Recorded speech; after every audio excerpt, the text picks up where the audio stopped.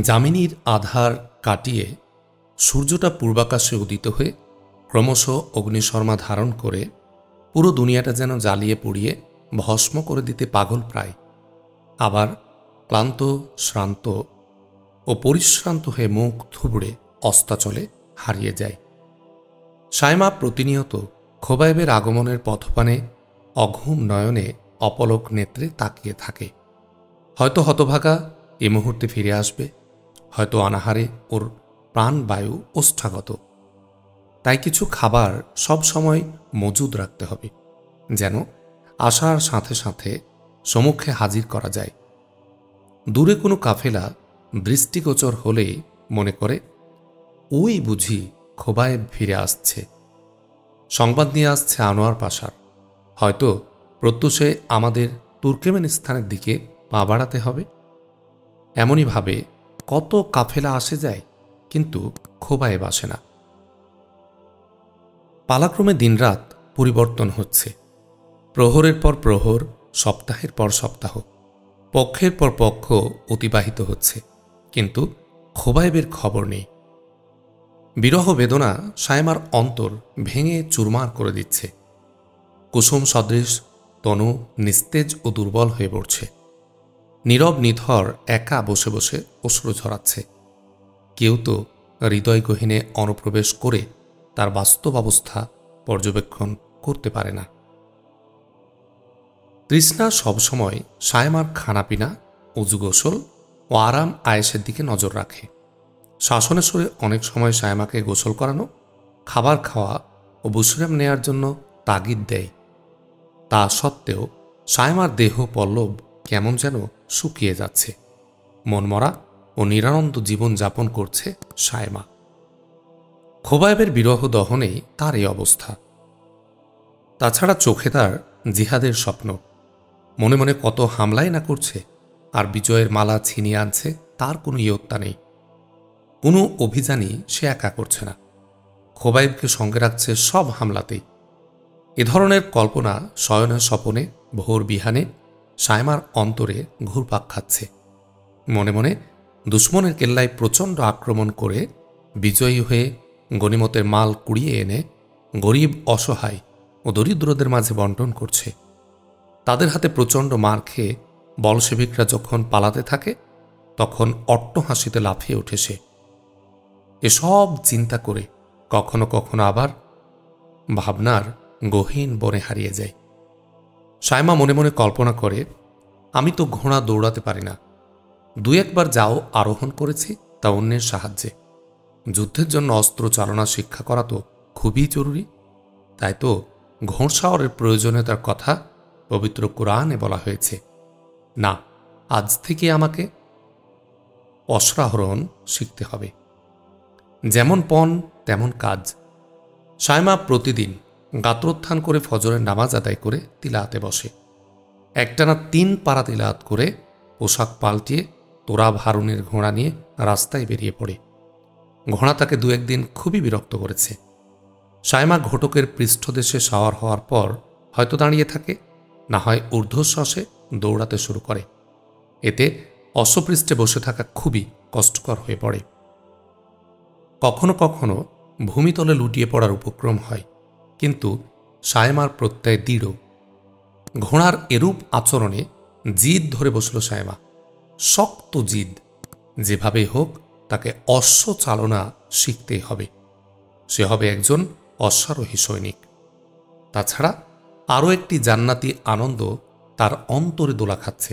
তা হল, খোবায়েব ফিরে এলে ঘোড়সাওয়ারি প্রতিযোগিতায় তাকে হারাবে, কারণ খোবায়েব ঘোড়সাওয়ারে তত পাকা নয়। খোবায়েবকে হারিয়ে বিজয়ী হবে সায়মা, এমন দুষ্টুমি চিন্তা তার পেটে পেটে। এভাবে 4-5 দিন অক্লান্ত পরিশ্রমের পর সায়মা ও অশ্বের মাঝে এক গভীর সম্পর্ক স্থাপন হল, যেমন 2 মেরুর মাঝে সেতুবন্ধন। কখন কি করতে হয় তা কিছু কিছু ধরতে পেরেছে। তোরাব হারুনি ও তৃষ্ণা সায়মার কাণ্ড দেখে শুধু হাসে।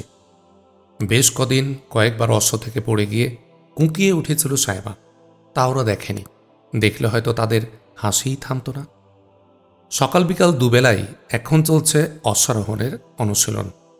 আবার ছুটে চলে দূর থেকে বহুদূরে, হারিয়ে যায় নিরুদ্দেশে। পবন বেগে দৌড়াতে পারে তার পাগলা ঘোড়া, আনন্দের সীমা পেরিয়ে ছুটে যায় মহানন্দের ওপারে। খুশিতে বাগবাকুম। ঘোড়দৌড় এখন তার নতুন স্বপ্ন। আবার চাঁদনি রাতেও কিছু সময় তাকে অশ্ব নিয়ে দৌড়াতে দেখা যায়। এভাবে ২-৩ সপ্তাহের মধ্যেই সায়মা অশ্বচালনায় একজন সুদক্ষ সিপাহী বনে গেল। এখন প্রশস্ত রাস্তা থেকে নিয়ে সরু ও আঁকাবাঁকা পথে, পাহাড়ি এলাকায়, বন জঙ্গলেও কঙ্করময় প্রান্তরে অশ্ব ছুটানো তার জন্য কোনো ব্যাপারই নয়। সায়মা খুশিতে বাগবাকুম। মনে মনে ভাবে, খোবায়েব ভাইয়া এবার আসুক, মজা দেখাবো। আরও কত ভাবনা তার মনে। একবার তৃষ্ণা কৃত্রিম বিরক্ত ভরে সায়মাকে বলল, তুমি না একজন সুন্দরী তরুণী, অশ্ব দৌড়ানোকে তোমার শোভা পায়? দিনমান যুবকদের মতো অশ্ব নিয়ে ছোটাছুটি করো, খাওয়া নেই, ঘুম নেই, বিশ্রাম নেই, এভাবে কি তোমার দিন যাবে বোন? সায়মা তৃষ্ণাকে স্পষ্ট ভাষায় গ্রীবা নাড়িয়ে বলল, তুমি কিচ্ছু বুঝো না। মনে হয় একেবারে ছোট্ট খুকি তুমি।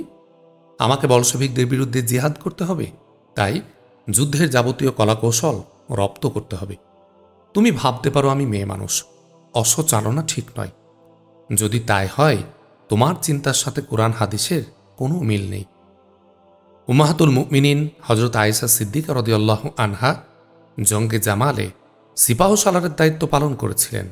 তিনি ঘোড়ায় চড়ে সৈন্য পরিচালনা করেছিলেন। আমিও আজ সে সুন্নতকে জিন্দা করতে চাচ্ছি।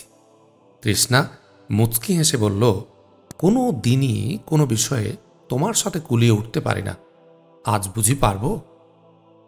এবার সায়মা কয়েক ধাপ এগিয়ে বিভিন্ন ভঙ্গিতে বিভিন্ন কৌশল শিখতে আরম্ভ করল। যেমন অশ্বের পৃষ্ঠদেশে আসন গেড়ে বসে কখনো শুয়ে কখনো দাঁড়িয়ে দৌড়ানো, আবার কখনো ঘোড়াকে ক্রলিং করানো ইত্যাদি। সায়মা এখন রীতিমতো দাঁড়িয়ে বসে ও শুয়ে মাইলের পর মাইল দৌড়াতে পারে। রাস্তার দুধারে শত শত দর্শক প্রতিদিন দাঁড়িয়ে থাকে এ দৃশ্য অবলোকনের অভিপ্রায়ে।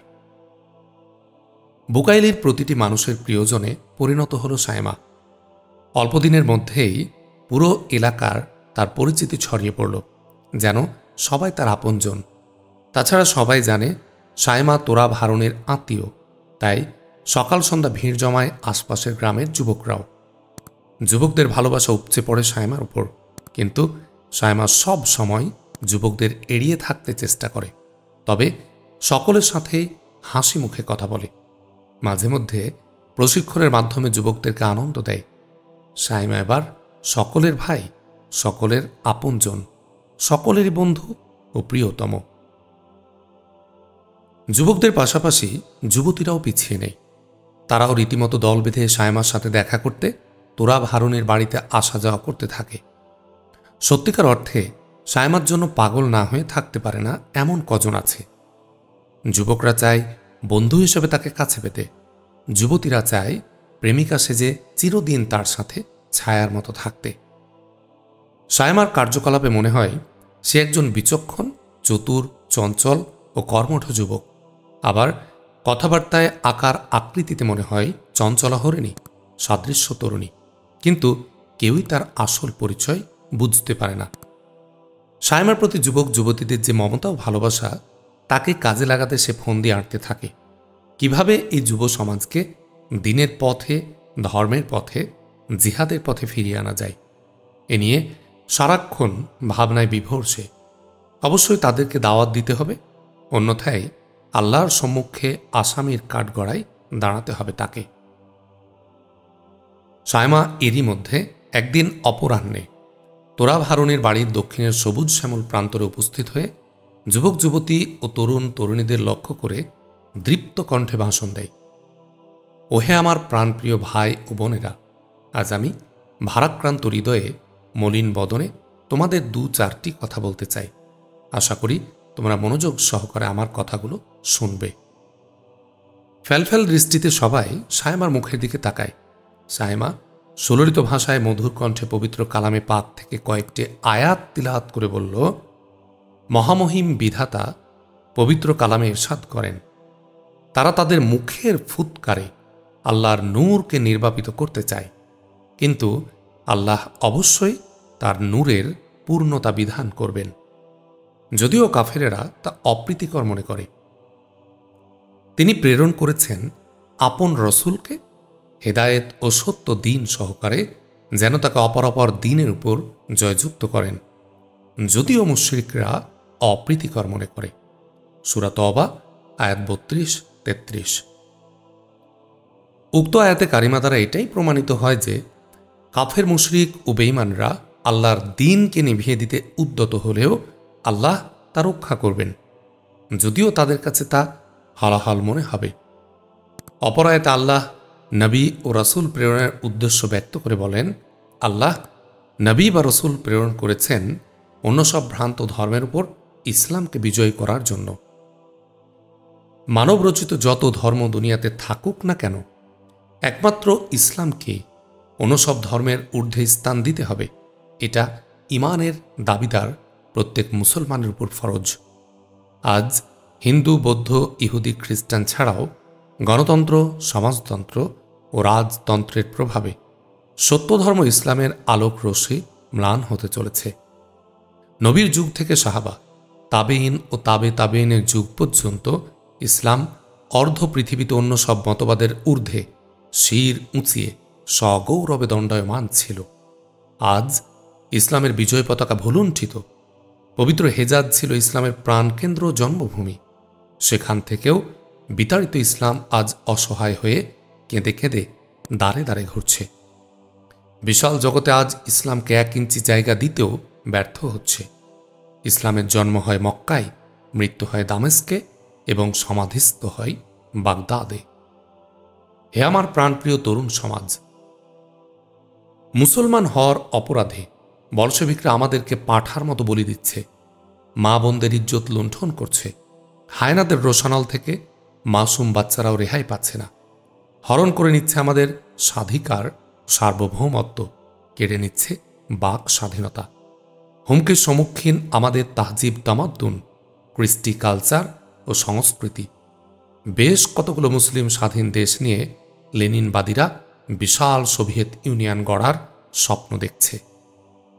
ও হে মুসলিম বীর সেনানীরা, তোমরা কি ভুলে গেছ তোমাদের পূর্বপুরুষদের গৌরবোজ্জ্বল ইতিহাস? ভুলে গেছ কি দিগ্বিজয়ী বীরত্বগাথা পুরনো কাহিনী? তুমি তো ছিলে বীরের জাতি। তোমার কোটি দেশে ঝুলত শানিত তলোয়ার, বক্ষে বাঁধা থাকত লৌহবর্ম, মস্তকে ছিল শিরস্ত্রাণ। তুমি ছিলে শাসক জাতি। তোমার ছিল সিংহাসন আর মস্তকে ছিল রাজ মুকুট। হে সিংহ শার্দুল, একদিন তোমার গর্জনে কাঁপত বিশ্ব, কিন্তু আজ তুমি ইঁদুর ছানায় পরিণত।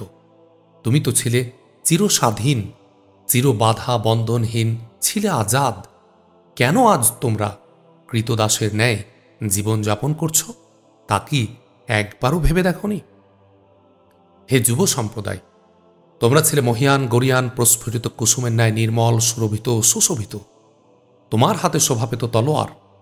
আজ তোমাকে দেখা যায় নর্দমা, ডাস্টবিন পরিষ্কার করতে। তোমাকে দেখা যায় ধোপা মুচি আর নরসুন্দরের কাজ করতে। একটিবার আঁখি মেলে তাকিয়ে দেখো তোমার অতীত ইতিহাস। তুমি নিজেকে জানার চেষ্টা করো। তুমি ইতিহাস থেকে তোমার পরিচয় সংগ্রহ করো। কাপুরুষতা, সংকীর্ণতা, হীনমন্যতা, দুর্বলতা ও অলসতা ঝেড়ে ফেলে আবার কোমর সোজা ও শক্ত করে দাঁড়াও। বিজয় তোমাকে হাতছানি দিয়ে রাখছে। আল্লাহর রহমত ও নসরত তোমাদের দিকে ধেয়ে আসছে। সাইমার তেজদীপ্ত ভাষণ শুনে উপস্থিত যুবক যুবতীদের শিরায় শিরায় ও ধমনীতে ধমনীতে প্রতিশোধের অগ্নিশিখা প্রজ্বলিত হল। খালিদ বিন অলিদের শোণিতধারা শিরায় উপশিরায় প্রবাহিত হতে লাগল। সকলে এক বাক্যে বলে উঠল, ও হে বীর পুরুষ, ও হে মুসাফির, আমরা তোমার নেতৃত্বে দিনের জন্য জীবন বিলিয়ে দিতে আদৌ কার্পণ্য করব না। সবসময় বদান্যতার পরিচয় দিয়ে যাব ইনশাআল্লাহ। যুবকদের স্বীকারোক্তিতে সায়মা তার শ্বেত দন্তপাটি বের করে মহল্লাসে হাসছে, যেন মেঘের আড়ালে কিরণমালা প্রভা বিচ্ছুরিত করছে। সায়মার হাসি দেখে যুবকদের অন্তরে আনন্দের দোলা লাগল। হৃদয়ে হৃদয়ে পুলক শিহরণে ঘুমন্ত প্রাণে সাড়া জাগল। শাহাদাতের পিচ্ছিল পথ অতিক্রম করে মহান আল্লাহ রব্বুল আলামিনের সান্নিধ্যে ছুটে চলার বজ্র শপথ নেয় তারা। কেউ আজ পিছিয়ে নেই। তারা বলশেবিকদের উপর আক্রমণ করে দিনকে এখনই বিজয় করতে পাগল পারা হয়ে উঠল। এতক্ষণে সূর্য নিষ্প্রভ ও ম্লান হয়ে ঈষৎ রক্তবর্ণ ধারণ করে অস্ত পারে দণ্ডায়মান। অল্পক্ষণের মধ্যে হয়তো গোধূলিতে হারিয়ে যাবে। সায়েমা নামাজের অজুহাতে সকলকে বিদায়ী সালাম জানিয়ে গৃহাভিমুখে যাত্রা করল। তরুণ তরুণীরা মন্থর গতিতে নির্বাক আননে পদযুগল সঞ্চালন করে নিজ নিজ বাড়িতে ফিরে যেতে লাগল। সকলের হৃদয় মন্দিরের বন্ধ তোরণ খুলে কি একটা ভাবনা যেন স্থায়ীভাবে আসন গেড়ে বসেছে। মনে মনে প্রতিশোধের পরিকল্পনা করছে। ক্রোধানলে জ্বলে পুড়ে ছাই হচ্ছে প্রতিটি অন্তর। সকলের চোখে মুখে প্রতিশোধের অগ্নিশিখা বিচ্ছুরিত হচ্ছে।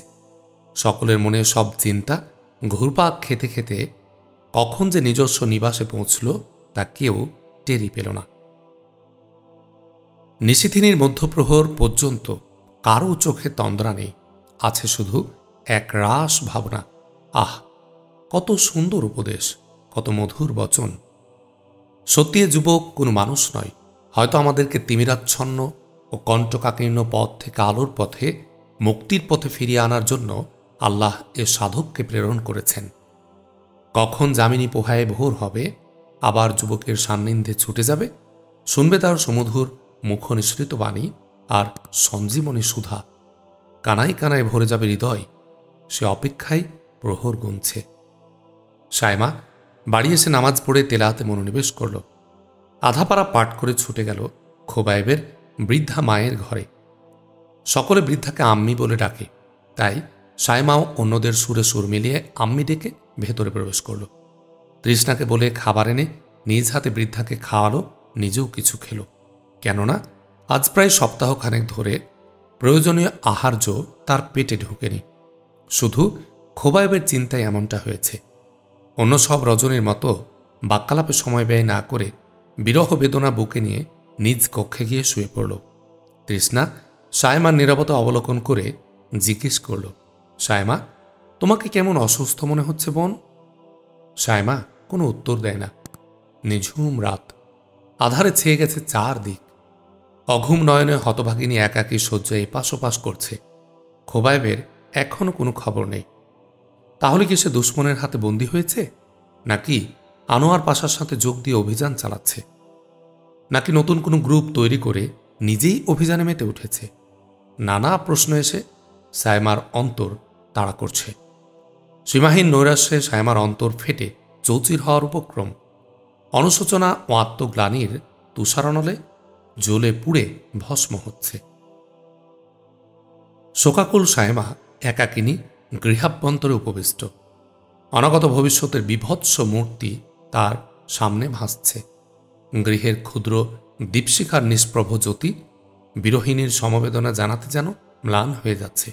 এমন সময় কি একটা শব্দ কর্ণকুহরে প্রবেশ করা মাত্র চকিতে মাথা তুলে জানতে চাইল খোবায়েব ফিরল কিনা। সায়মা সায়মা বলে মধুর কণ্ঠে ডাকছে কিনা। অধৈর্য হয়ে সায়মা এবার শয্যা ত্যাগ করে বেরিয়ে এলো আগারের বাইরে।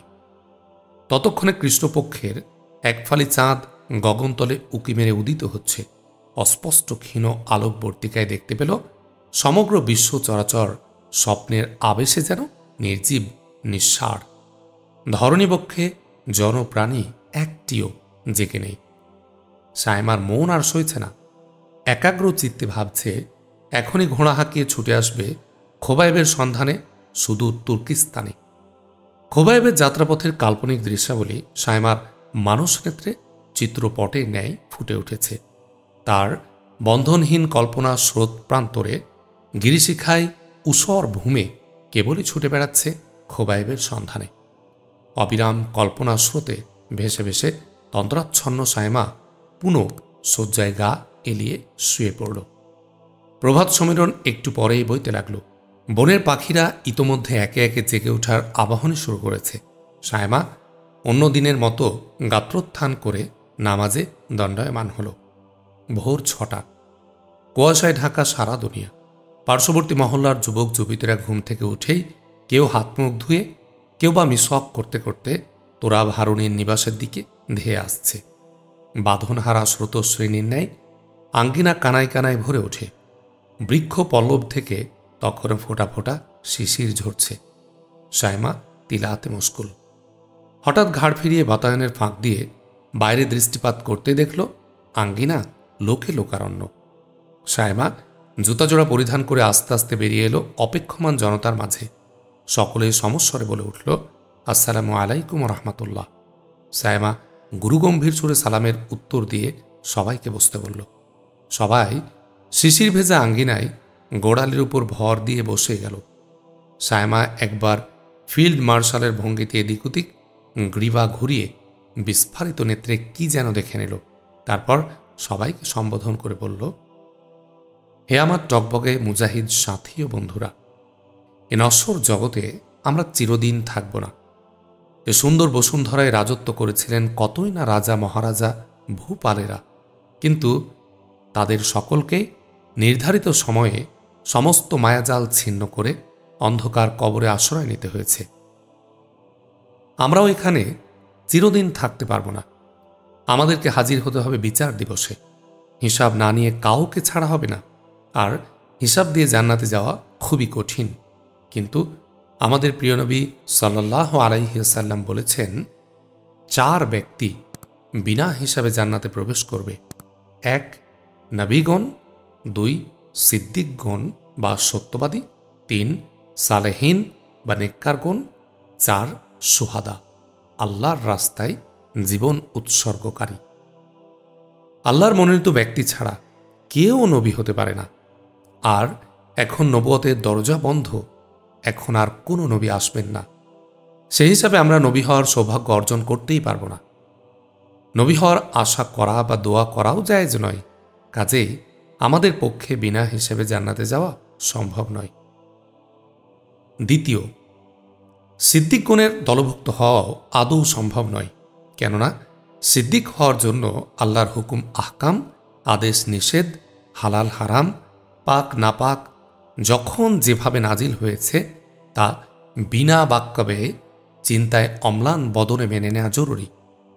1.25 লাখ সাহাবীর মধ্য থেকে একমাত্র হজরত আবু বকর রাদিয়াল্লাহু আনহুকে সিদ্দিক বলা হতো। কাজে সিদ্দিক দাবি করার দুঃসাহসও কারণেই। তাই বিনা হিসেবে বেহেশতে যাওয়ার আশা করা ঠিক নয়। তৃতীয়, সালেহীন, অর্থাৎ বালেগ হওয়ার পর গুনাহে কাবিরা থেকে বিরত থাকা। এমন কে আছে যে নিজেকে সালেহ বলে দাবি করতে পারে? কাজেই সালেহিনদের দলভুক্ত হয়েও জান্নাতে প্রবেশ করা কঠিন ব্যাপার। প্রিয় বন্ধুরা, বিনা হিসেবে জান্নাতে যাওয়ার 4টি পন্থা থেকে 3টির নাগাল আমরা পাচ্ছি না, আর বাকি থাকছে শুধু একটি, আর তা হল সুহাদা। কিয়ামত পর্যন্ত আল্লাহ রব্বুল আলামিন উম্মাতে মুসলিমার জন্য বিনা হিসেবে জান্নাতে যাওয়ার একটি রাজপথ খুলে রেখেছেন, তা হল আল্লাহর রাস্তায় শহীদ হওয়া। শহীদের শোণিতধারা ভূতলে পতিত হওয়ার আগেই তার আত্মা জান্নাতে পৌঁছে যায়। আত্মার বাহন হবে সবুজ রঙের পাখি। ও হে আমার বীর মুজাহিদ সাথী ও বন্ধুরা, আমরা আমাদের সব ইবাদত একমাত্র আল্লাহর সন্তুষ্টির জন্যই করে থাকি। আল্লাহ তাআলা তাকে রাজি খুশি করার জন্য কিছু ইবাদতকে আমাদের উপর অবশ্য করণীয় বা ফরজ করে দিয়েছেন, যেমন নামাজ, রোজা, হজ, যাকাত ইত্যাদি। আমাদের প্রিয় নবী সাল্লাল্লাহু আলাইহি ওয়াসাল্লাম উম্মতকে এসব ইবাদত নিজে শিক্ষা দিয়েছেন এবং নিজেও তা পালন করেছেন। বান্দা যদি একাগ্রচিত্তে সব ইবাদত পালন করে তবে আল্লাহ নিশ্চয় খুশি হবেন। কিন্তু নবী সহ কোনো সাহাবাকে নামাজ, রোজা, হজ, যাকাত আদায় করার সাথে সাথে আল্লাহ খুশি হয়েছেন বা জান্নাতের খোঁজ খবরই প্রদান করেছেন এমনটি শোনা যায় না। কিন্তু নবী ও সাহাবায়ে কেরাম এমন একটি ইবাদত করেছিলেন যার প্রেক্ষিতে আল্লাহ সাথে সাথে জান্নাতের সুসংবাদ দিয়েছিলেন, তা হল বদর যুদ্ধ। 313 জন সাহাবাকে নিয়ে আমিরুল মুজাহিদিন মুহাম্মদ সাল্লাল্লাহু আলাইহি ওয়াসাল্লাম ৩,০০০-এর মোকাবিলায় লড়াই করে বিজয় ছিনিয়ে এনেছিলেন। উক্ত ৩১৩ জনকেই জান্নাতি বলে ঘোষণা করা হয়েছে। এই ৩১৩ জনকেই বলা হয় বদরী সাহাবী। হে আমার প্রিয় বন্ধুরা, আমি তোমাদেরকে আরও একটি চমৎকার ঘটনা শোনাব। আশা করি তোমরা একাগ্র চিত্তে শুনবে। আমাদের প্রিয় নবী সাল্লাল্লাহু আলাইহি ওয়াসাল্লাম ৬ষ্ঠ হিজরিতে ১৪০০ সাহাবী নিয়ে উমরা করার উদ্দেশ্যে মক্কার অদূরে হুদাইবিয়া নামক স্থানে এসে তাঁবু খাটালেন। মুসলমানদের আগমনে মক্কার কাফেরেরা ক্ষিপ্ত হয়ে আক্রমণ করতে পারে বিধায় তিনি হযরত উসমান রাদিয়াল্লাহু আনহুকে কুরাইশ দলপতির নিকট পাঠিয়ে দিলেন এ সংবাদ দিয়ে যে, তুমি গিয়ে কুরাইশদের জানিয়ে দাও আমরা উমরা পালন করে ফিরে যাব, আমরা যুদ্ধ বিগ্রহের জন্য আসিনি। এ সংবাদ নিয়ে উসমান রাদিয়াল্লাহু আনহু মক্কায় প্রবেশ করলেন। মুনাফিকদের মাধ্যমে মহানবী সাল্লাল্লাহু আলাইহি ওয়াসাল্লামের নিকট সংবাদ এলো যে কুরাইশরা হযরত উসমান রাদিয়াল্লাহু আনহুকে নির্মমভাবে শহীদ করেছে। মহানবী সাল্লাল্লাহু আলাইহি ওয়াসাল্লাম উসমান রাদিয়াল্লাহু আনহুর রক্তের বদলা নেয়ার জন্য ১৪০০ সাহাবাকে হাতে হাত রেখে বায়াত করালেন যে আমরা শেষ রক্তবিন্দু দিয়ে হলেও উসমানের রক্তের বদলা নেব।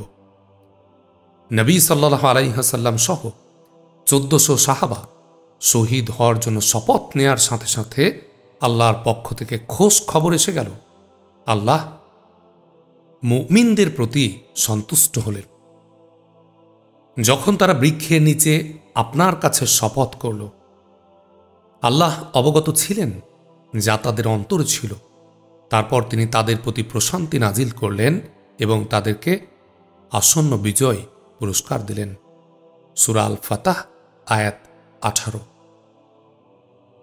প্রিয় বন্ধুরা, উক্ত আয়াত দ্বারা স্পষ্ট বোঝা যায় যে সাহাবায়ে কেরাম শুধু যুদ্ধ করে শহীদ হওয়ার অঙ্গীকার ব্যক্ত করেছিলেন, এখনও যুদ্ধ করেননি বা শহীদ হননি। এতেই আল্লাহ তাদের উপর খুশি হয়ে গেলেন।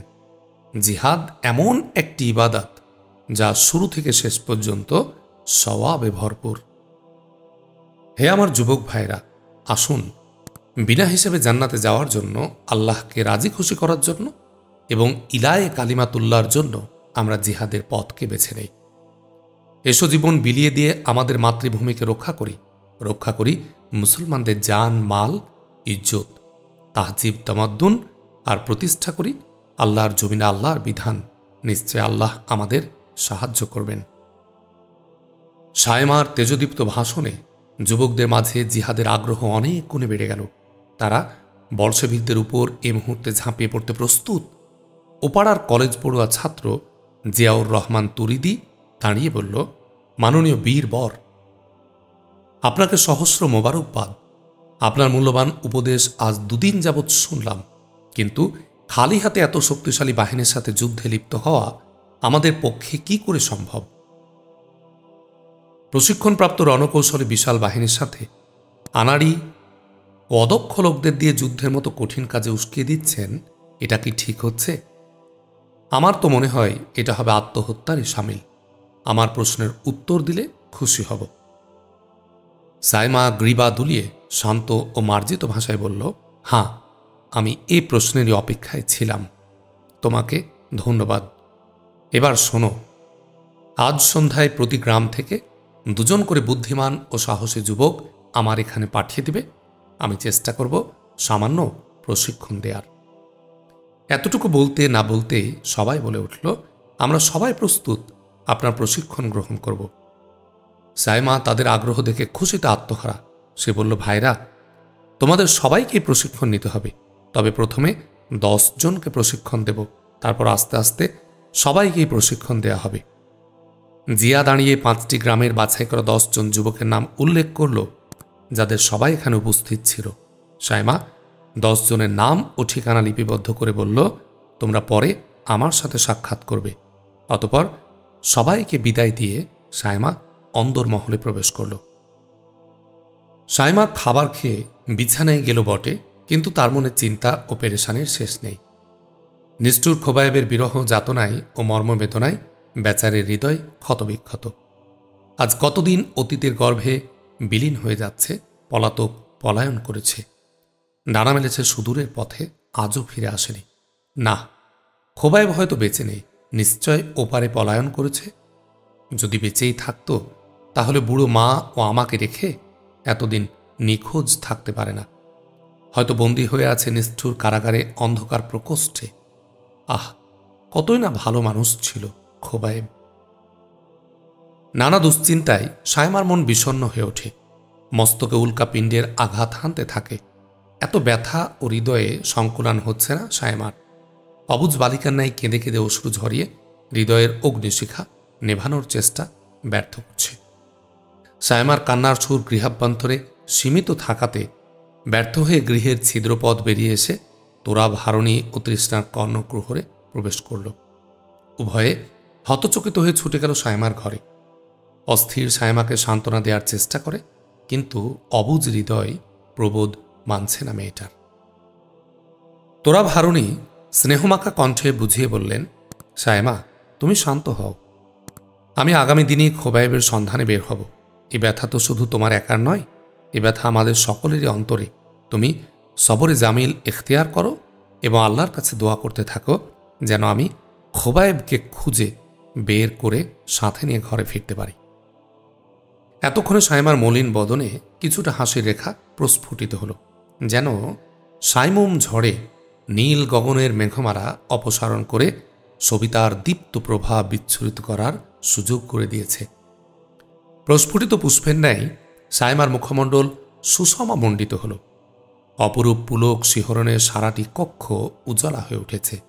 এবার সায়মা মুখ খুলে হারুনিকে বলল, ভাইজান, আমিও আপনার সঙ্গে যাব, আমাকেও সঙ্গে নিতে হবে কিন্তু। হারুনি মুচকি হেসে বললেন, ওরে উন্মাদিনী, আমি তো বলছি খোবায়েবকে সঙ্গে নিয়েই বাড়ি ফিরব, নয়তো তার সঠিক সংবাদ নিয়ে আসব। সায়মা বলল, সংবাদ নিয়ে তাড়াতাড়ি ফিরবেন কিন্তু। হারুনি বললেন, হ্যাঁ, যতটা সম্ভব জলদি ফিরব। যেহেতু তার কোনো ঠিকানা আমার কাছে নেই, তাই একটু সময় তো লাগবেই, অন্তত 1 সপ্তাহ। কারণ তুর্কমেনিস্তানে যাওয়া আসাই প্রায় সপ্তাহখানেক সময় দরকার। তারপর তাকে খুঁজে বের করতে হবে। সায়মা বলল, সত্যিই তুমি তুর্কমেনিস্তান তো আর ঘরের কোণে নয়, সে তো অনেক দূরের পথ। তবে ভাইজান, আপনি প্রথমে ওখানে না গিয়ে সমরকন্দে যাবেন। তাসকন্দ, সমরকন্দ, বোখারার দিকেই নাকি আনোয়ার পাশা অভিযান চালাচ্ছেন। হয়তো ওখানে গেলে খোবায়েবের কোনো না কোনো সংবাদ পেয়ে যাবেন।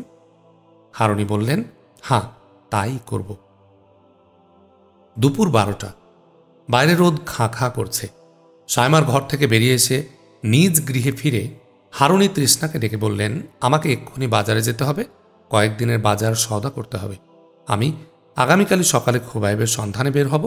মেহমানদের দেখাশোনা, সেবা শুশ্রূষার ভার তোমার উপর রইল। এই বলে তোরা ভারণী বাজারের দিকে ঘোড়া নিয়ে ছুটল। সায়মা শয্যা ত্যাগ করে পার্শ্বের কেদারায় বসে ভাবছে, খোবায়েবকে খুঁজে আনতে যদি কয়েক সপ্তাহ লেগে যায়, তবে এতদিন আমি অশ্বচারণায় আরও পারদর্শী হয়ে যাব। খোবায়েব ভাইয়াকে আমি অশ্বচারণায় হার মানিয়েই ছাড়ব। তখন কি মজা হবে! এবার ফিরে আসলে আর কোনোদিন তাকে একাকে যেতে দেব না। খোবায়েব ফিরে আসলে সে অধীর আগ্রহে আমার কাছে সফরের কারগুজারি শোনাতে চাইবে। আমি মুখ ভার করে সরে যাব। আমি প্রথমে তার কথাই শুনব না, ঘুমের ভান করে শুয়ে থাকব। এরপর নানা মান অভিমানের জাল একাকী নিজ হৃদয় দর্পণে বুনতে থাকে সায়মা, তার ইয়ত্তা নেই। দুপুর গড়িয়ে যাওয়ার উপক্রম। গোসল সেরে নামাজের ইন্তজাম করতে হবে। সায়মা আমার আম্মাকে গোসল করিয়ে নিজেও গোসল সেরে নিল। এরপর আম্মার শরীরে তেল মালিশ করে নামাজ পড়তে চলে গেল।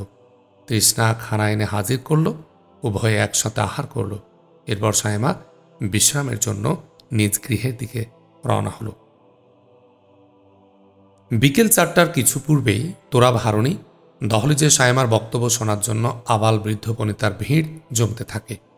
সায়মা অন্যদিনের মতো আজও বৃক্ষমূলে হাজির হয়ে সমবেত জনতাকে লক্ষ্য করে বলল, হে আমার মুজাহিদ বন্ধুরা, কমিউনিস্টরা আমাদের চরম দুশ্মন। তারা আল্লাহর নীতিমালাকে পদদলিত করে লেনিনের মতাদর্শকে আমাদের উপর জোর করে চাপিয়ে দেওয়ার জন্য সর্বশক্তি ব্যয় করছে। ধনী গরিবের মধ্যে বিভেদ সৃষ্টি করছে, সমাজে সৃষ্টি করছে শ্রেণী বৈষম্য। আল্লাহ কাউকে সম্পদ দান করেছেন আর কাউকে করেছেন পথের ভিখারি, কাউকে সুন্দর করে সৃষ্টি করেছেন আর কাউকে করেছেন কিছুটা অসুন্দর, কেউ চিকন আর কেউ মোটা। কাউকে দিয়েছেন অগাধ জ্ঞান আর কাউকে রেখেছেন মূর্খ। এর মধ্যে রয়েছে জ্ঞানীদের জন্য শিক্ষা। এসব আল্লাহর কুদরত ও হিকমত। আল্লাহর চিরাচরিত নিয়মের খেলাপ করে যারা সাম্যের গান গায় তারা কাফের, বেঈমান, মুরতাদ ও জিন্দিক। তাদেরকে যেখানে পাওয়া যায় সেখানেই হত্যা করার নির্দেশ রয়েছে। যেমন আল্লাহ বলেন, আর তাদেরকে হত্যা করো যেখানে পাও সেখানে, এবং তাদেরকে বের করে দাও যেখান থেকে তারা বের করেছে তোমাদেরকে। বস্তুত দাঙ্গা হাঙ্গামা সৃষ্টি করা হত্যার চেয়েও জঘন্য অপরাধ। আর তাদের সাথে লড়াই করো না মসজিদুল হারামের নিকটে, যতক্ষণ না তারা তোমাদের সাথে লড়াই করে। অবশ্য যদি তারা নিজেরাই তোমাদের সাথে লড়াই করে তাহলে তাদেরকে হত্যা করো। এটা হলো কাফেরদের শাস্তি। সূরা বাকারা আয়াত 119। প্রিয় বন্ধুরা, আল্লাহ তাআলা কাফেরদেরকে কতই নিকৃষ্ট মনে করেন যে তাদেরকে হত্যা করা মহাপুণ্যের কাজ। তাদেরকে যখন যেখানে যে অবস্থায় পাওয়া যায় সেখানে সে অবস্থায় তাকে হত্যা করার নির্দেশ রয়েছে। এমনকি যে হেরেম শরীফে জীব হত্যা হারাম, সেই হেরেম শরীফেও যদি তাদেরকে যুদ্ধাবস্থায় পাওয়া যায় সেখানেই হত্যা করে হেরেমকে রঞ্জিত করার নির্দেশ দিয়েছেন। হে আমার প্রিয় বন্ধুরা, তোমরা জানো জান এবং মাল ব্যয় করে বলশবিকদের বিরুদ্ধে সশস্ত্র সংগ্রামে ঝাঁপিয়ে পড়তে হবে। গতকালের অঙ্গীকার অনুযায়ী তোমাদের জান তো পেয়েছি, কিন্তু মালের কথা তো কিছু বলা হয়নি। আল্লাহর জমিনে আল্লাহর দিনের কবর রচিত হচ্ছে, আর আনোয়ার পাশার মুজাহিদ বাহিনী অর্থাভাবে জিহাদের কাজ পুরোপুরি করতে পারছেন না। কতই না আফসোস, কতই না পরিতাপ। তোমাদের মাল যদি আল্লাহর রাস্তায় এবং দিনের প্রয়োজনে খরচ না হয়, তবে এমন হতভাগা আর কে আছে বলো? মুসলমানরা অট্টালিকার মালিক হচ্ছে, গাড়ির মালিক হচ্ছে, মিল ফ্যাক্টরির মালিক হচ্ছে। মুসলমানদের ঘরে আজ বাদ্যযন্ত্র শোভা পাচ্ছে, রং বেরঙের ফার্নিচার আর হরেক রকম মালামালে ঘর ভর্তি। মুসলমান গৃহের শোকেস বোঝাই করছে বিভিন্ন খেলনা দিয়ে, প্রয়োজনের অতিরিক্ত কাপ, পিরিচ, থালা, বাটি, নানা রকমের জিনিস দিয়ে। এগুলো ছাড়াও দামি দামি পোশাক পরিচ্ছদ, কসমেটিক্স, মালামাল দিয়ে ঘর ভর্তি করা হয়েছে, যা একজন মুসলমানের গৃহে থাকা শোভা পায় না। এছাড়াও বিভিন্ন ধরনের দেশি বিদেশি দামি দামি মূর্তি শোভা পাচ্ছে মুসলমানদের ঘরে। নাউযুবিল্লাহ মিন যালিক। হে আমার প্রাণপ্রিয় মুজাহিদ বন্ধুরা, সাহাবায়ে কিরামের পরনে ভালো কাপড় ছিল না, পেটে খাবার ছিল না, মাথায় তেল ছিল না, রোগের পথ্য ছিল না, মাথা গোজার ঠাঁই ছিল না। তারা ফকির আর অসহায় বেশে দিন যাপন করতেন। এমনকি মৃত্যুর পর অনেকের কাফনের কাপড়ও কপালে জোটেনি। মাথা ঢাকলে পা খালি, আর পা ঢাকলে মাথা খালি থাকত। তারা ফকির বেশে বিশাল সাম্রাজ্যের অধিপতি ছিলেন। এমনকি তারা অর্ধ পৃথিবী শাসন করেছিলেন। কিন্তু তখন আল্লাহর জমিনে দিন বিজয়ী ছিল। প্রিয় বন্ধুরা, পরে মুসলমানরা যখন বিলাসিতায় মেতে উঠল, দিনের চেয়ে জীবনের মূল্য বেশি মনে করতে লাগলো, সম্পদ পঞ্জীভূত করতে আরম্ভ করল, জাকাত দেয়া প্রায় বন্ধ করে দিল, তখন থেকে দিনের ঝান্ডা নিম্নগামী হতে লাগল। রাষ্ট্র ক্ষমতা থেকে দূরে সরতে লাগল। রাজার জাতি গোলামের জাতিতে পরিণত হতে লাগল। সাহাবায়ে কেরাম মাল অর্জন করেছেন দিনের স্বার্থে, মাল খরচ করেছেন দিনের কাজে। বর্তমানে মুসলমানরা মাল জমায় দুনিয়ার স্বার্থে, খরচও করে দুনিয়ার স্বার্থে। তারা দিনের জন্য মাল খরচ করতে রাজি হয় না। এ সমস্ত মালদারদের জন্য আল্লাহ হুঁশিয়ারি বাণী হল, আর যারা স্বর্ণ ও রৌপ্য জমা করে রাখে এবং তা ব্যয় করে না আল্লাহর পথে, তাদের কঠোর আযাবের সুসংবাদ জানিয়ে দিন। সূরা তওবা আয়াত 34। যেদিন জাহান্নামের আগুনে তা উত্তপ্ত করা হবে এবং তার দ্বারা তাদের ললাট, পার্শ্ব ও পৃষ্ঠদেশ দগ্ধ করা হবে, সেদিন বলা হবে, এগুলো সেই সম্পদ যা তোমরা নিজেদের জন্য জমা করে রেখেছিলে, সুতরাং এখন আস্বাদন করো জমা করে রাখার স্বাদ। সূরা তওবা আয়াত ৩৫। প্রিয় মুজাহিদ বন্ধুরা, উক্ত আয়াতে কারিমা দ্বারা এটাই প্রতীয়মান হয় যে ধন সম্পদ যদি দিনের প্রয়োজনে খরচ না করা হয়, তবে কিয়ামতের দিন এই সম্পদই হবে জাহান্নামে যাওয়ার কারণ। জিহাদ করতে হলে জীবনের সঙ্গে প্রচুর অর্থ সম্পদেরও দরকার। অস্ত্রশস্ত্র, গোলাবারুদ, ওষুধপত্র, খাবার, পোশাক পরিচ্ছদ, যানবাহন ছাড়াও অতি মূল্যবান কেমিক্যালের প্রয়োজন হয়। জিহাদে বের হওয়ার আগেই অস্ত্রশস্ত্র ও অর্থের মজুদ রাখতে হয়। মহানবী সাল্লাল্লাহু আলাইহি ওয়াসাল্লাম তাই করেছেন। আজ অনেক দুঃখ ও পরিতাপের সাথে বলতে হয়, মুসলমানদের ঘরে অর্থ সম্পদ মজুদ থাকতে আনোয়ার পাশার মুজাহিদরা অনাহারে অর্ধাহারে বিনা চিকিৎসায় ধুকে ধুকে মরছে। তাদের কাছে রসদ পৌঁছানো প্রতিটি উম্মতে মুসলিমার উপর তো ফরজে আইন, কিন্তু তা তারা আদায় করছে না। আর আনোয়ার পাশার মুজাহিদরা বনে জঙ্গলে পাহাড় কন্দরে অনাহারে অর্ধাহারে মৃত্যুর দুয়ারে হাজির হচ্ছে। সায়মার অনলবর্ষী বক্তৃতার পর জিয়াউর রহমান তরিদি দাঁড়িয়ে বলল, হে আমার যুবক বন্ধুরা, আজ দুদিন যাবৎ আমাদের প্রাণপ্রিয় নেতার জবান থেকে মহামূল্যবান উপদেশমালা শুনে আসছি, যা অতীতে কখনো শুনিনি। আমরা সবাই জিহাদের জন্য অঙ্গীকার করেছি। জিহাদ করতে হলে এখনই একটি মজবুত বায়তুল মাল গঠন করতে হবে। আমার ইচ্ছা হলো যার যার সামর্থ্য অনুযায়ী অর্থ এই মুহূর্তে জমা করা হোক। তার কথায় সকলে একমত হয়ে জনাব দেলোয়ার হুজাইফিকে ক্যাশিয়ার নিযুক্ত করে অর্থ প্রদানের স্বীকারোক্তি নিতে আরম্ভ করল। সকলেই ৩ দিনের মধ্যে টাকা পরিশোধ করার অঙ্গীকার ব্যক্ত করল। মৌলভী দেলোয়ার হুজাইফি একজন সমাজসেবক। এলাকায় তার যথেষ্ট সুনাম আছে। বয়স ৪০ ঊর্ধ্ব। সকলের পরামর্শক্রমে তাকে আমির ও জিয়াউর রহমান তরিদিকে কমান্ডার নিযুক্ত করা হল। অতঃপর সায়মা তালিকাভুক্ত ১০ জনকে রাতে যোগাযোগ করার নির্দেশ দিয়ে সভার সমাপ্তি ঘোষণা করল। লোকজন যার যার বাড়ির উদ্দেশ্যে চলে গেল। সায়মা অন্দরমহলে প্রবেশ করে আম্মার খোঁজ নিল। তোরা ভারুণী গৃহে ফিরেছেন কিনা তা তৃষ্ণাকে জিজ্ঞেস করে জেনে নিল। অতঃপর উজু করে মাগরিবের নামাজ আদায় করে তেলাওয়াতে মনোনিবেশ করল। সায়মা নামাজরত অবস্থায় তোরা ভারুণী বাজার করে ফিরে আসলেন। হারুণী নামাজ আদায় করে সায়মার কক্ষে প্রবেশ করলেন। তৃষ্ণা চা বিস্কুট নিয়ে এলো। উভয়ে চা পান করতে করতে দেশের অবস্থার উপর কিছু আলোচনা করছিলেন। এমন সময় নির্বাচিত ১০ জনের কাফেলা মেহমানখানায় এসে উপস্থিত হল। সায়মা সময় নষ্ট না করে সাথীদের প্রশিক্ষণে আত্মনিয়োগ করার প্রতি মনোনিবেশ করল। সে সবিনয়ে তোরা ভারুণীকে বলল, ভাইজান, আমাদের জন্য বাড়ির ভেতরে একটি রুম খালি করে দিলে খুবই ভালো হয়। আমরা সেখানে অস্ত্র প্রশিক্ষণ দেব। হারুণী অল্পক্ষণের মধ্যে ঘর খালি করে দিলেন।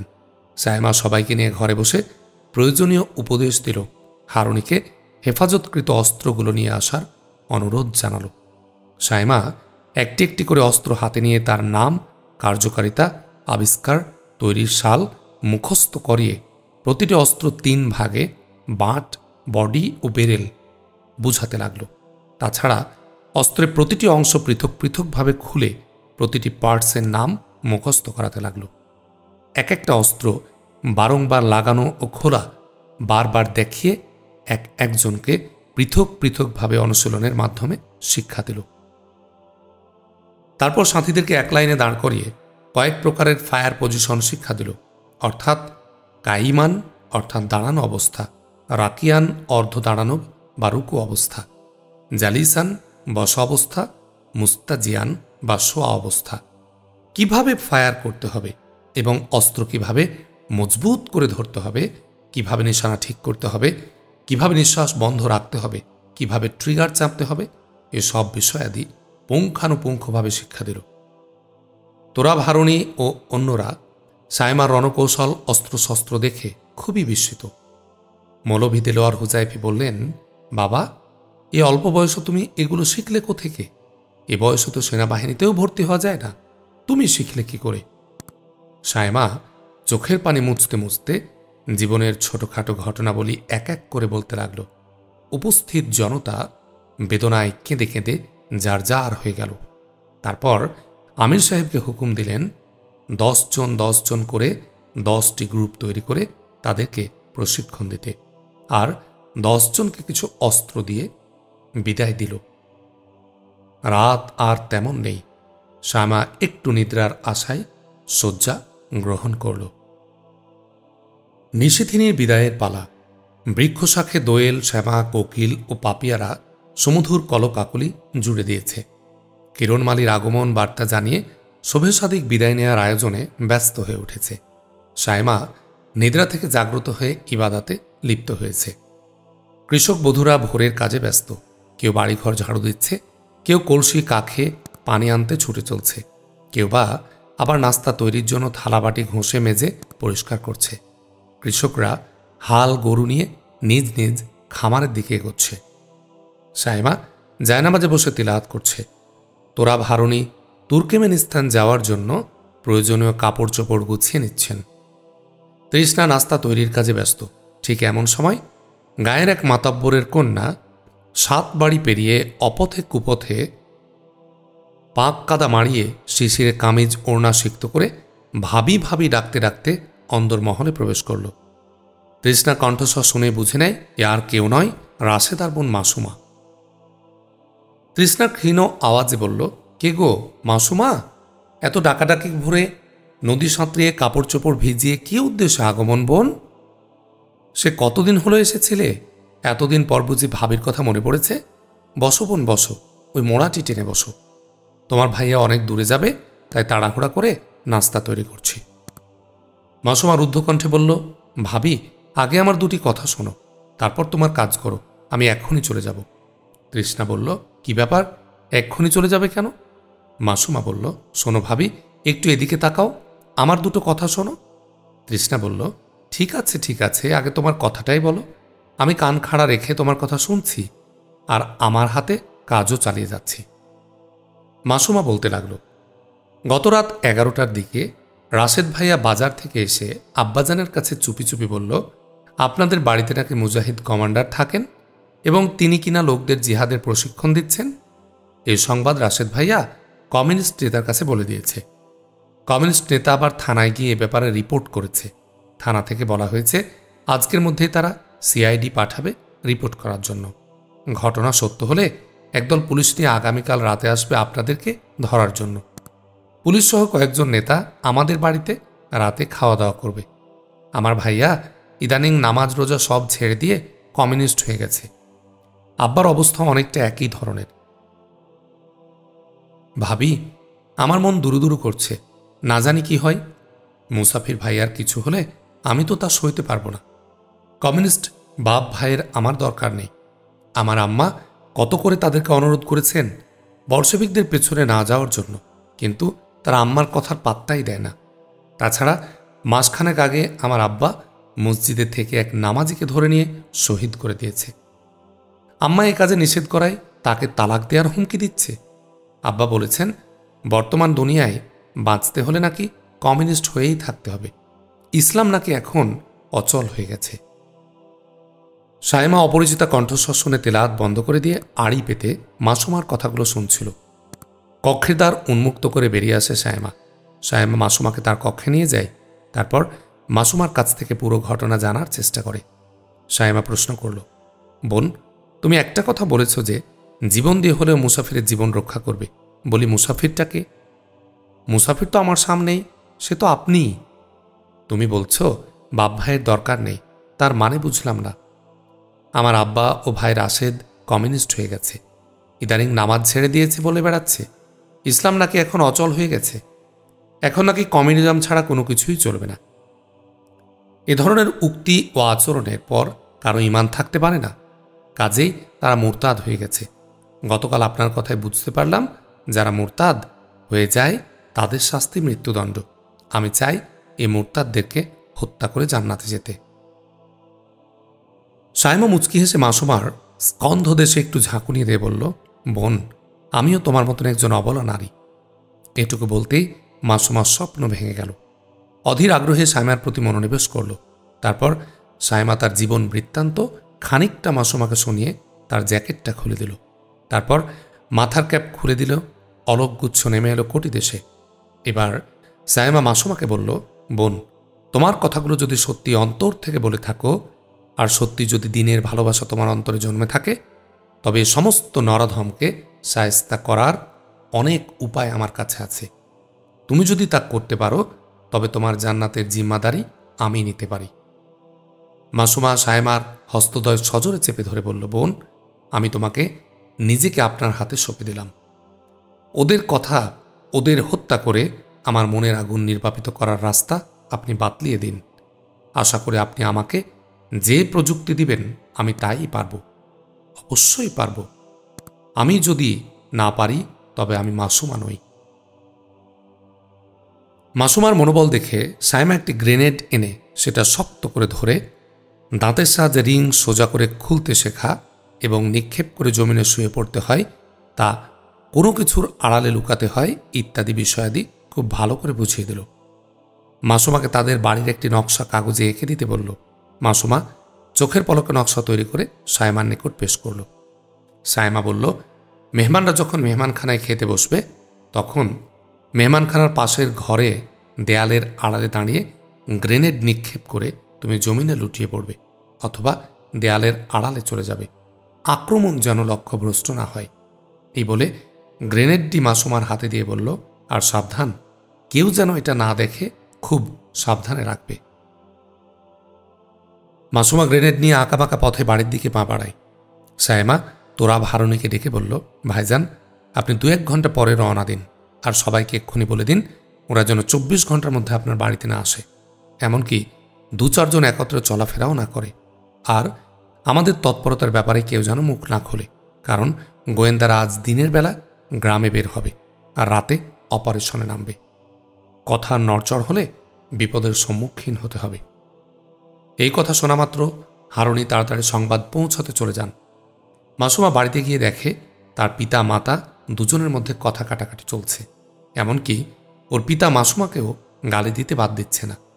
পিতা পুত্রের কথা হলো, এ বাড়ির সবাইকে কমিউনিস্ট হতে হবে এবং মনে প্রাণে কমিউনিজমে বিশ্বাস করতে হবে। আর মা কন্যার কথা হলো, জীবন চলে গেলেও ইমানের বিনিময়ে কুফরি করা সম্ভব নয়। রাশেদ উত্তেজিত হয়ে তার পিতাকে বলল, তোমার মতো এমন কাপুরুষ কাজাকিস্তানের দ্বিতীয়টি আর নেই।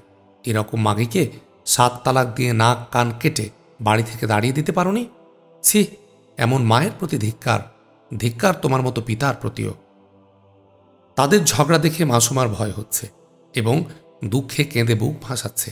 মনে মনে ভাবছে, মাত্র 2 সন্তানের জনক মায়ের এই বয়সে স্বামীকে হারাতে বসেছে। মাত্র 1 মাস আগে বলশেভিকরা কেড়ে নিয়েছে এক নামাজির প্রাণ। নিজের ঔরসজাত সন্তান হয়েও নিজের মাকে এই ধরনের কথা বলতে পারে?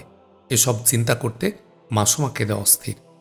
কখনো মায়ের আঁচলে তার সুন্দর চেহারা লুকাচ্ছে, কখনো বা নিজ ওড়নার আঁচলে মুখ ঢাকছে। মাসুমার কান্না দেখে রাশেদ অকথ্য ভাষায় গালি দিয়ে বলল, মায়ের পথ ধরছ বুঝি? তোর কপালে দুঃখ আছে। তুই এখন আর ছোট্ট খুকি নস, বিয়ে শাদী দিতে হবে। বাপের ঘরে থাকতে পারবি না, কাজে বুড়ুই পথ ধরিস নে। এখনো সময় আছে, ভালো হয়ে যা। আজ শহর থেকে 8-10 জন মেহমান আসবে, ওদের রান্না করে খাওয়াতে হবে। রান্নার ইন্তজাম তোকেই করতে হবে। শয়তান বুড়ি নাকি আমার মেহমানদের রান্না করবে না। দেখি আব্বু এ ব্যাপারে কি পদক্ষেপ নেয়। এসব কথাবার্তায় মাসুমার অন্তরের অগ্নিশিখা আরও দ্বিগুণ বাড়িয়ে দিল।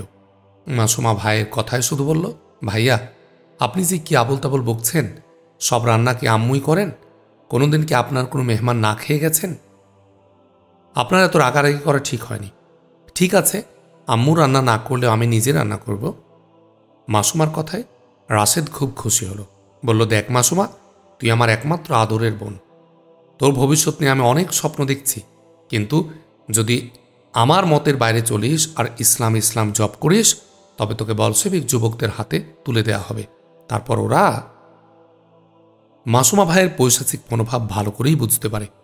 মনে মনে দৃঢ় সংকল্প করে যে আর বিলম্ব করা ঠিক হবে না। আজ রাতে নাফরমান পিতা ও ভাইয়ের জীবনের জবনিকা টানতে হবে। এজন্য আজই সুবর্ণ সুযোগ। এই সুযোগ হাতছাড়া করা যাবে না। মাসুমা পিতা ও ভ্রাতার সম্মুখে শ্রদ্ধেয় মাতাকে সান্ত্বনা দিয়ে বুঝাতে লাগলো, আম্মি, আমরা নারী কুলে জন্ম নিয়েছি, আমাদের অতটা জিদ করা সাধে না। আমরা যদি বিধবার অভিশাপ না হতাম তবে কেন নারী হয়ে জন্ম নিয়েছি? আমি, তুমি রাগ করো না। আব্বু ও ভাইয়া তোমার আমার চেয়ে কম বুঝে না। ওনারা যা বুঝছেন তা ঠিকই বুঝছেন। এ নিয়ে আমাদের আর বাড়াবাড়ি করা ঠিক নয়।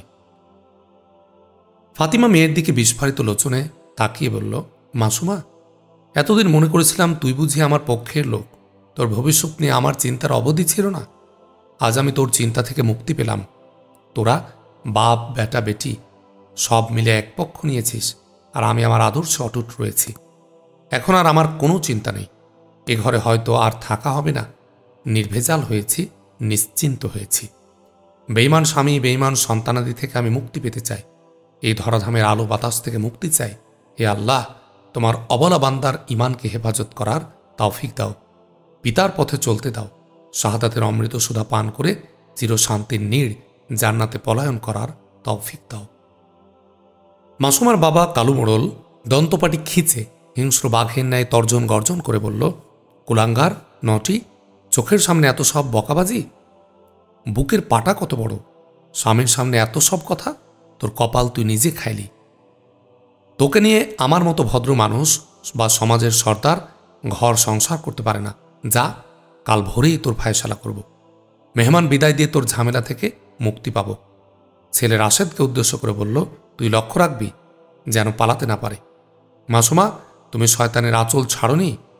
কাল সকালে তোমরা দেখতে পারবে কমিউনিজম বর্জিতা কুলাঙ্গার পরিণাম। আমি বাজারে যাচ্ছি মেহমানদের জন্য বাজার করতে। মাসুমা, তুমি মশলা পিষে রেখো। এ বলে মোড়ল ব্যাগ নিয়ে বাজার অভিমুখে যাত্রা করল। রাশেদা পাড়া মহল্লায় ঘুরে ঘুরে কিছু তথ্য সংগ্রহ করা যায় কি না সে উদ্দেশ্যে ঘর থেকে বেরিয়ে পড়ল। মাসুম আম্মির পার্শ্বে গিয়ে নিজ ওড়নিতে অশ্রু মুছে দিয়ে বলল, আমি, তুমি শান্ত হও, এত বিচলিত হও না। আল্লাহ ইসলামের পক্ষে আছেন এবং থাকবেন। কয়েক ঘন্টা অপেক্ষা করুন, আল্লাহর ফায়সালা দেখতে পাবেন। ফাতিমা চোখ দুটি কপালে তুলে বলল, দুমুখ মানুষের সাথে আমার কোনো কথা নেই। বেঈমান পিতা ভ্রাতার কাছে মহামূল্যবান ইমান বিক্রি করলি। তুই আর আমাকে আম্মি বলে ডাকিস নে, এতে আমার লজ্জা হয়। আমার কাছে আসিস নে তুই, দূর হ আমার চোখের সামনে থেকে। তোর কাজে তুই যা। মাসুমা এ সুযোগে দৌড়িয়ে গেল তোরাব হারুনের গৃহে। হারুনি সবেমাত্র মহল্লা থেকে ঘুরে আসলেন সংবাদ নিয়ে। হারুনি সফরে যাওয়ার ব্যাপারে সায়মার সাথে আলাপ করছেন। সায়মা হারুনিকে যেতে বারণ করে বলল, অত এলাকায় কখন কি হয় বলা যায় না, কাজেই দুদিন অপেক্ষা করুন। মাসুমা সালাম দিয়ে গৃহে প্রবেশ করল।